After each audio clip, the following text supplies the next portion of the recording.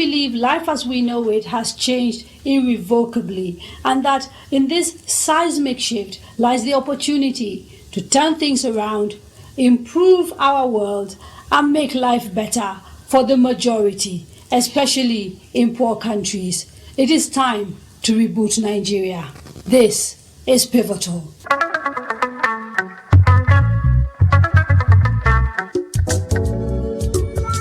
Over the last few weeks, sizable areas of the northwest and north central regions of Nigeria have witnessed massive flooding. At least 40 people have died and thousands have been displaced.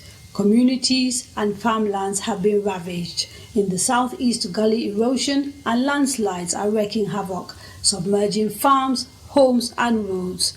And this is taking place in the shadow of the bloody Boko Haram conflict, which continues to consume Nigeria's northeast region. A conflict that experts say has links to climate change, which has caused desertification in the region and the shrinking of Lake Chad, which played such a significant role in the economy of the area. The effects of climate change and environmental degradation across the country constitute significant socio-economic and sustainable development problems for the nation. But are people, even government, making the connection? Just a couple of weeks ago, the Lagos state government faced fierce criticism for cutting down trees in the highbrow neighborhood of Ikoyi. The government has suspended the tree cutting exercise, but the incident seems to be a pointer to the fact that there is no clear understanding of the correlation between some of our biggest problems and climate change. So how do we ensure that moving forward, these considerations are built into governance and everything that we do? For this conversation, I'm joined by the Honorable Minister of Environment, Dr. Muhammad Mahmoud, and Mr. Ikena Ofwebo, a project manager at the Henry Bohr Foundation, a German government-funded civil society organization working on sustainable development. Now, Honorable Minister, if I could start with you, with the coming to an end of the Economic Recovery Growth Plan, Nigeria is working on a new national economic plan. Is this new plan taking into cognizance the impact of climate change? Categorically and unequivocally, yes. Today, nothing the government can plan without taking into consideration the action on climate change.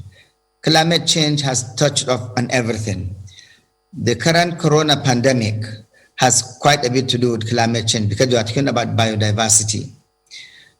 Especially the coronavirus is zoonotic, has been found to be zoonotic, meaning can transverse between plants and between humans and animals. This is what makes it all the more a biodiversity issue. We are losing what makes it all the more climate change issue, because we are losing forest land, which is bringing people into the forest natural resources area, where there is a mixture between humans and animals. So the government, in every step of the way, in fact, to even answer that question properly, the budget is tagged green budget. That is as far as to show you that it is climate change tied. And all programs in so many MDAs, ministerial departments and parastatals, have embedded in them actions that will address climate change issues, projects and programs that will bring about the reduction in emissions or anything else that will exacerbate the situation. So it's very much built into the Ministry of Environment. Our projects, a lot of our projects these days are projects that are supposed to be tailored towards reduction of emission. Especially Nigeria has made commitment to reduce its emission, that is with the Paris Agreement, to reduce its emission by 20% by 2020. From our calculations, we have met that commitment. Now, we have also made a commitment during that period to reduce 45% emission by the year 2030, this time around conditionally, meaning with the assistance of the outside world, international organizations, other developed countries, and any other source that can help Nigeria with funding, with capacity building, technical expertise. And we just also acquired, the ministry acquired a financial climate finance advisor that is being paid for by the UK government to Nigeria. So the budget, the plan, everything is climate change compliant. And on the issue of, for example, the government's decision to reduce greenhouse gas emissions, is a very commendable step that you've taken. But as you well know, our emissions are very negligible if you compare it to the emissions of sort of the three major global polluters. And here I'm talking about the Chinese, the United States, and of course the European Union. So while we commend that particular aspect of the policy that you're pursuing, in real terms, we're not seeing tangible changes, no meaningful changes around, for example, desertification. We still see the felling of trees across this country, sometimes in places that are supposed to be protected. I think Cross River State, for example, comes to mind, where you have, massive deforestation taking place. We see desertification continuing, and as far as I can tell, we haven't seen sort of any sort of meaningful policy that is trying to specifically address this kind of issues.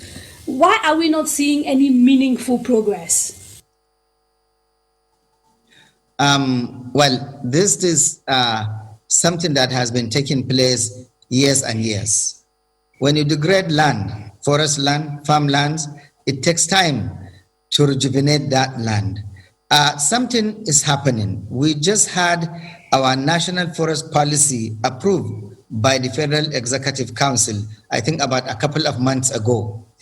Equally, the Great Green Wall, Agency for the Great Green Wall, which is responsible for the desert area, that is the 11 frontline states we call them, has also just been empowered by the government. In fact, last week I was in Kano to flag off a program that will train young people and women on all aspects of management of the desert area.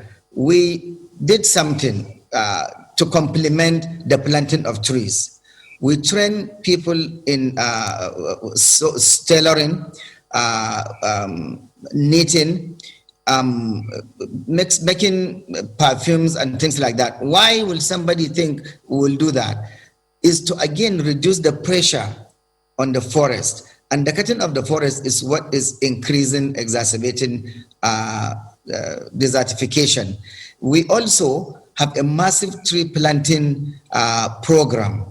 In fact, in the last meeting that we had, a virtual meeting with the ECOWAS, the other 11 frontline countries have recognized the effort by Nigeria to have reclaimed thousands of acres of degraded land and also planted massive numbers of trees that are helping with desertification, curtailing desertification, and at the same time providing livelihood for the people. Now, you talked about also cutting trees in the south, especially Cross River, which is one of the reasons why on Monday I'm traveling to Cross River to meet with the governor and look at some of these issues. We have issues, especially the mangrove forest, which is the one in the Niger Delta and in Cross River is now one of the biggest remaining mangrove. And mangrove, we know, is help with desertification, erosion control, provide support and sanctuary for aquatic life. It has so much. Also help with carbon sinking. So I am going there to make sure that we have an understanding. The Federal Ministry of Environment is the one in charge of EIA, Environmental Impact Assessment. Until we grant you one, it is against the law, it's illegal for you to do anything. Now, and yet, Honorable Minister, 3 times the Cross River State government has actually submitted an EIA which you have basically not accepted, as in your ministry. You've said that is not valid, and it doesn't seem to have stopped them from carrying on. Last week there was a report that the felling of trees in that area has also started. So the Cross River State government seems quite determined to ignore what the Ministry of Environment says. Well, this is one of the reasons why I am going there, so that we can sit and talk. Now, the Federal Ministry of Environment has at its disposal also, even though states are responsible, but when it comes to environment, the Federal Ministry of Environment will use instrument to sit and talk with the state and find solutions that will protect the entire ecosystem. You see, what people fail to understand, or even if you are talking about any state that will think, oh, we have autonomy or we are down in charge of land. Well, with climate change, what you do in Cross River will affect Kano, will affect Bayelsa, will affect Meduguri, will affect Akwa Ibom, will affect Anambra, Enugu. So this is something that is all interconnected. That is why we still do not agree with this doctrine of, oh, I am responsible for this state, I am in charge, and I can do anything. However, we need to approach it with diplomacy until we get to a point where we need to do something other than that. But okay, let me. I want to bring in Mr. Ikenna. He has spent a large amount of time, and indeed his foundation has spent a large amount of time working on sustainability, climate change, and the environment here in Nigeria. Mr. Ikenna, what are your concerns when it comes to the way government is handling climate change, particularly from the point of view of actionable policies and strategy? Okay, thank you very much, Kadria. Thank you very much, Honorable Minister of Environment. I think, first of all, I need to commend the Minister of Environment for putting in so much work and commitment as regards to ensuring that Nigeria has a national environmental policy in place. The Ministry of Environment has done very, very well in leading this process and actually, making a lot of efforts to ensure that other ministries are carried along. I think in terms of taking actionable steps, a whole lot still needs to be done on the part of the government. And I think the first part the first action I think needs to be done has to be personal conviction. Because I don't think if a government official is not convinced personally as a person as regards to climate change, sustainability as a person, then putting policies up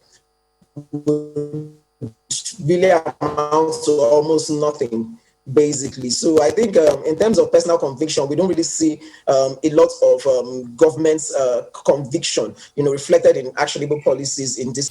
Well, but let me ask something quickly again. I mean, you say that, and yet we've had the minister sit here and give us step by step what he is doing personally. So when you talk about government officials lacking conviction, surely you've got to sort of give us evidence of what the things are that make you believe that. Okay, so for instance, if you look at, let's go to subnational level, okay, at the states. A lot of state governments don't have a sustainable or actionable plan as regards to climate change or addressing climate change. A lot of the time when it comes to environmental protection and development, they treat environmental protection as a second place. Let's develop first. And that's why when you see the case of, for instance, Cross River State, the priority of building a superhighway that destroys more than 80% of the existing rainforest in that state, it's less of a priority, compared to them wanting to build a superhighway, even when there are alternative routes. So this is not. It just tells you that environment is second place. So even when the Ministry of Environment has, put in a lot of pressure, a lot of moral suasion and all of that, putting the ESIA, the EIA submitted as a law, we've not really seen any sustainable change or diversion or considering an alternative by that state government. We've also seen the same thing in Lagos. We've seen the same thing in Jigawa. So these efforts, if you look at this, most of the time, these efforts are driven by the Ministry of Environment, the Federal Ministry of Environment, and not state government. So it's not pushing, even at federal level. So for instance, the Ministry of Environment and Ministry of Power have done very, very well in driving and trying to push renewable energy in the power sector to make sure that we have less people depending on fossil fuel. This is good. The Ministry of Environment has worked with Ministry of Power to come up with policy documents that says, we need to increase and make an enabling space for private sector to expand renewable energy. We need import waivers. We need reduced taxes. But this is at the one side, Ministry of Environment and Ministry of Power. On the other side, you now see a Federal Ministry of Finance, Budget and Planning that comes up with policies that totally contradict these good policy documents that are supposed to improve and enhance adaptive and mitigative actions that can promote climate change. So for instance, at the beginning of, from 2016 down to 2018, the Ministry of Environment has a sustainability action plan for the expansion of renewable energy. Okay, within these documents, there are supposed to be import waivers, there are supposed to be tax holidays to expand renewable energy in this country so that people can, drop bypass my neighbor generators and get more solar panels. Not too long in the middle of this year, we see the Federal Inland Revenue coming up with VATs, import duties, everybody needs to pay. So there's a total overhaul in terms of contradictions and policies. So and that's why I said the personal conviction. Sorry, Ikenna, and we need to take a break. And when we come back, we will ask the minister how he's dealing with the challenges of subnationals and also some of the contradictions that seem to occur between different government agencies and ministries. Don't go.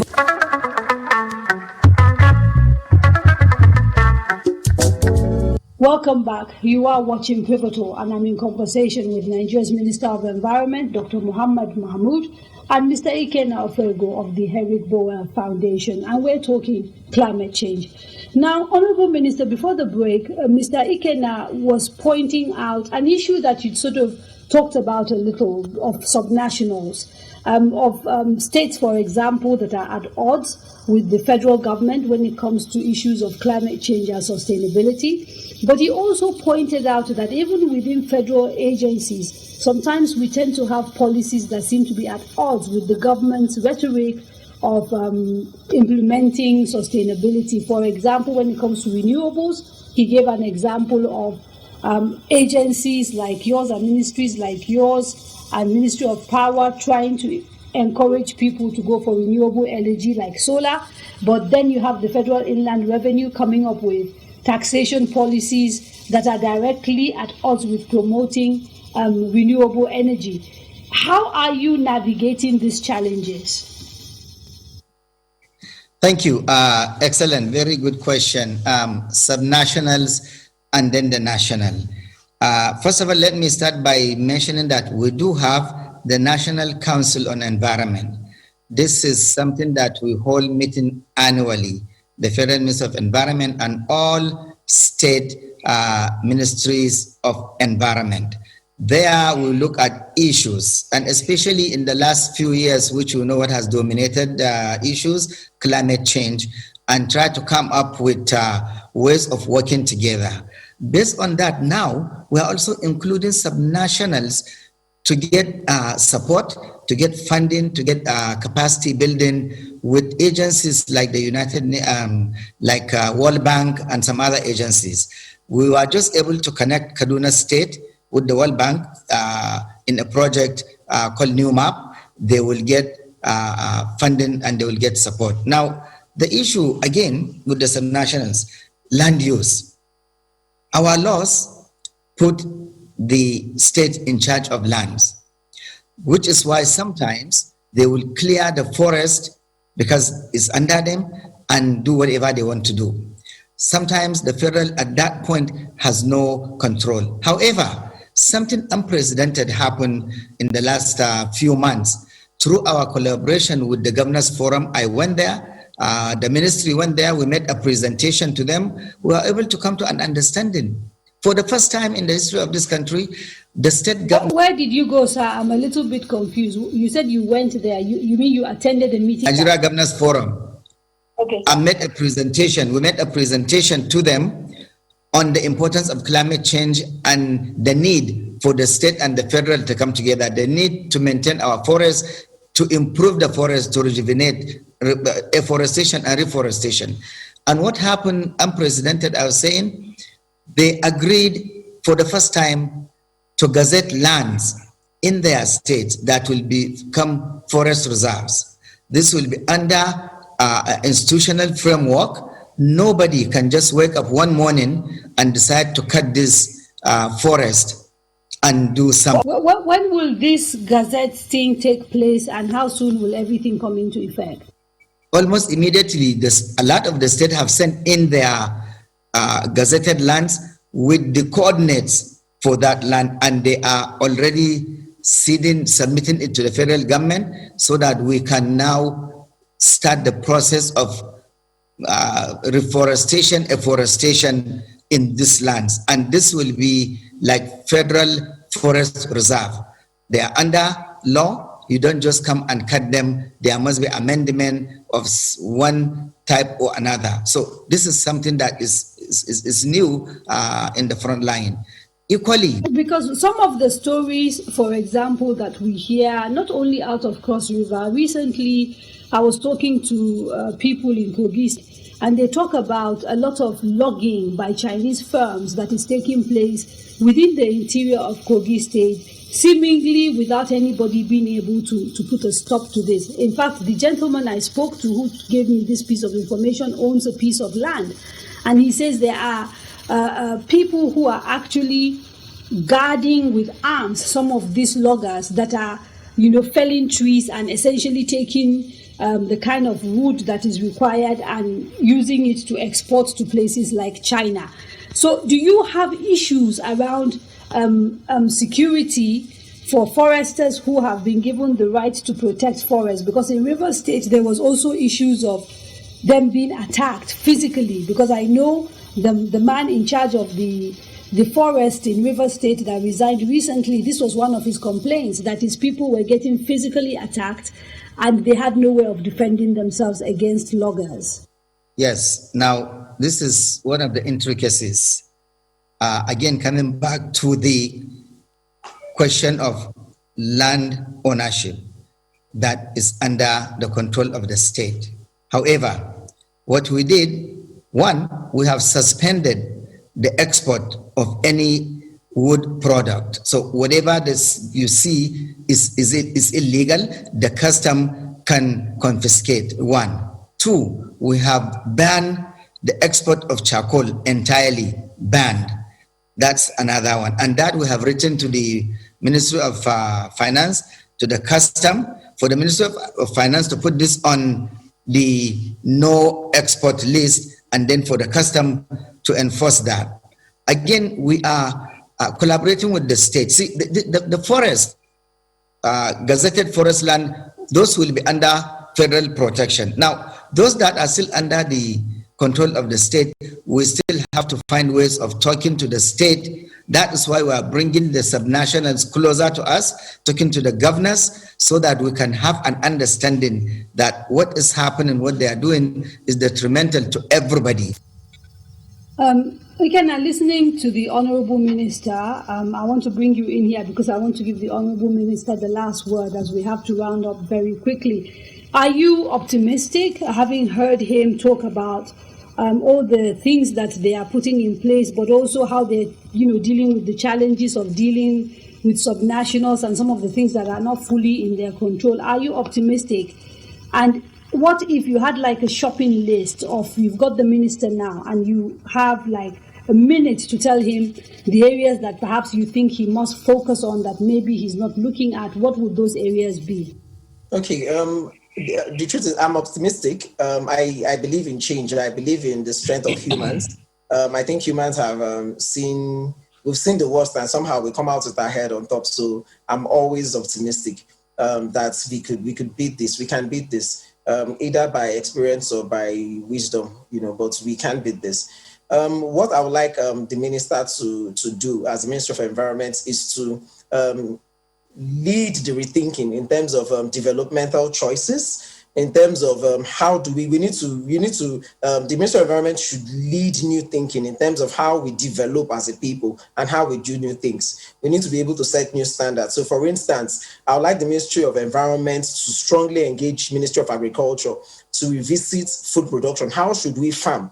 The current farm practice, you go to a farm, you burn the environment, clear the entire trees, it's climate change, and then you start planting, and then you depend on lots of chemical. I would like the Ministry of Environment to lead the Ministry of Agriculture in exploring things like agroforestry, where we plant more trees and plant our foods in between. I would like the Ministry of Environment to work strongly with the Ministry of Works and Housing to look at how we can start putting up new housing standards and new housing structures. So instead of destroying all the trees just to build new estates and then everywhere is all hot, we have new standards that says before you even build any estate as a developer, you must have tree planting within that system. We have to just, new thinking, new structures, new ways of doing things across different sectors. Honourable Minister, the shopping list is climate smart agriculture, climate smart housing, climate smart infrastructure development, roads, even education, I guess. Do you think that is within the purview of your office, or are we asking you for too much? No, you are not. In fact, he just hit the nail on the head. We have Interministerial Committee on Climate Change, which Federal Minister of Environment is the chair. Among those ministries, agriculture, water resources, women affairs, youth, works, all of this that have a lot of impact on the environment. When you talk about youth, women, we need women and youth to understand the concept. We also just got our bill on climate change and gender action plan passed in the Federal Executive Council, because what we realize, climate change affects everyone, but mostly women bear the most brunt, especially in the rural areas. So we have that. It's not too much of a shopping list. It's something we're already working on and we can improve easily. Honourable Minister of Environment, Dr. Muhammad Mahmood, thank you so much for joining us on Pivotal. And Mr. Ikenna Ofwego of the HBF, thank you so much for talking to us. You have been watching Pivotal, and I am Gabriel Ahmed.